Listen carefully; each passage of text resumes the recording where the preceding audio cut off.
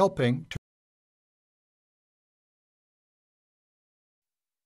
Did you know that the U.S. teen suicide rate jumped nearly 8% after 2003, according to the latest research published by the U.S. Centers for Disease Control? That suicide in the U.S. is the 11th leading cause of death among Americans and the 3rd leading cause of death in the U.S. military? And that sexual assault, child molestation, depression, post-traumatic stress disorder, and physical illness are some of the main causes of suicide attempts? Facts about suicide include: every 40 seconds, someone attempts suicide. Every 17 minutes, someone succeeds. Every 78 seconds, a woman attempts suicide. Every 90 minutes, there is one elderly suicide. Over 400,000 failed attempts a year end up with serious injuries. In most cases, the person has tried before and made numerous attempts to reach out to others. 90% of suicides are associated with mental illness, such as depression, and 50% of suicides are associated with alcohol or drug use. Here are myths versus facts about suicide. People who talk about suicide don't commit suicide is a myth.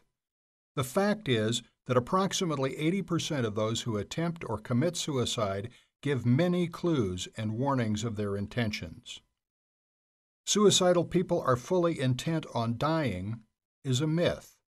The fact is, most suicidal people are undecided about living or dying, and they gamble with death, hoping that others will save them.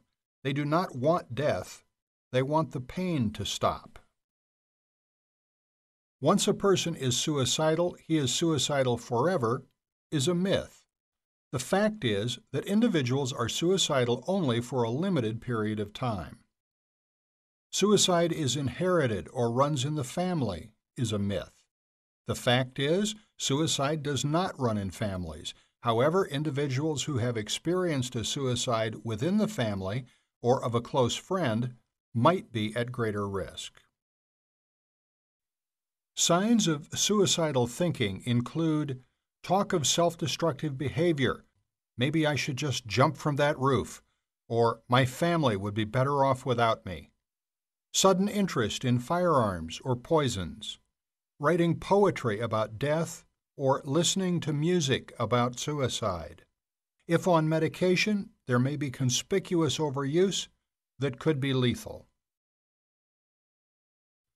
Other warning signs include abuse of alcohol or drugs combined with depression, dramatic mood swings, statements of hopelessness, acting withdrawn from others, uncontrollable rage, a desire for revenge, or blatant recklessness.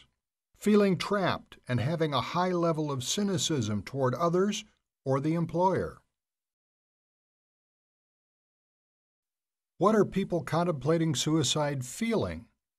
Many people have thoughts about suicide, but most will never make an attempt.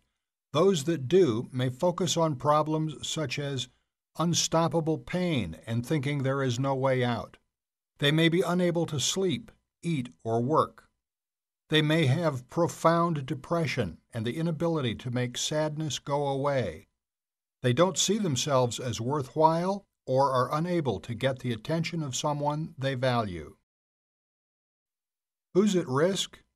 Those at greatest risk of suicide have often experienced a disruptive life or acute stressors such as the following: loss of a loved one because of death, rejection, or long-term separation, divorce, loss of child custody, serious or terminal illness such as inoperable cancer or permanent injury, serious accident involving near death or injury,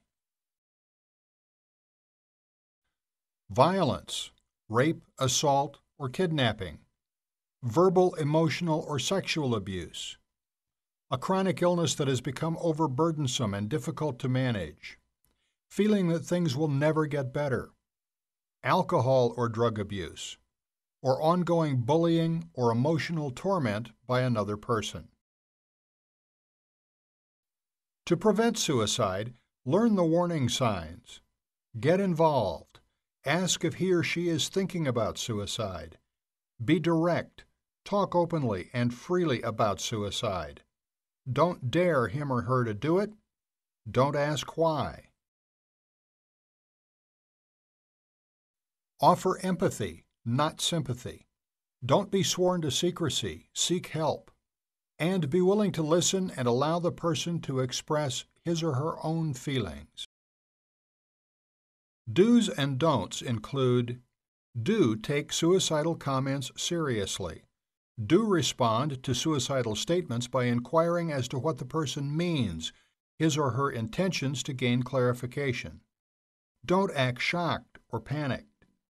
Don't say, "Oh, you don't mean that." Such a statement will often cause a suicidal person to be less likely to talk about their feelings.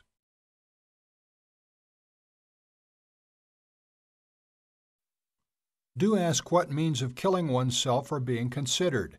This will help you gauge urgency. Don't intervene alone. Get help and guidance from professional persons. Do encourage the person to seek professional help. Help find resources. Do offer to take the person to get help.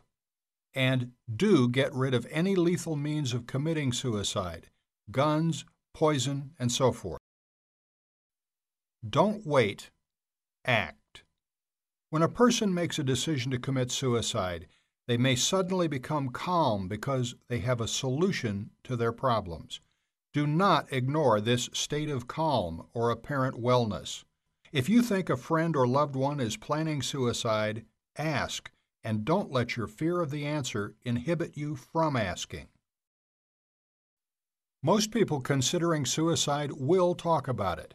If necessary, act to get emergency help from the police so they can intervene. You may have to contact the police over the suicidal person's objections, but if the suicidal act is imminent, delay will only make the risk of suicide more likely. The effect of suicide on others. Each suicide affects many other people. Blame and guilt are common, and so are shock and denial. Some may get angry with the victim. Loneliness and sorrow in those left behind can result in depression. Support groups are extremely helpful in healing traumatic wounds caused by suicide. What the EAP can do. It's been said suicide is not chosen. It happens when pain exceeds resources for coping with pain. This is also a strong rationale for getting help from your Employee Assistance Program. The EAP can help you find resources in the community to help you if you're depressed and suicidal or know someone who is. Act Fast resources include: if you need immediate help for yourself or a loved one, call 911, 1-800-SUICIDE, or 1-800-273-TALK. Other resources include www.suicide.org, www.afsp.com, that's the American Society for Suicide Prevention, or www.survivorsofsuicide.com. Act Fast resources include: if you need immediate help for yourself or a loved one, call 911, 1-800-SUICIDE, or 1-800-273-TALK. Other resources include www.suicide.org, www.afsp.com, that's the American Society for Suicide Prevention, or www.survivorsofsuicide.com.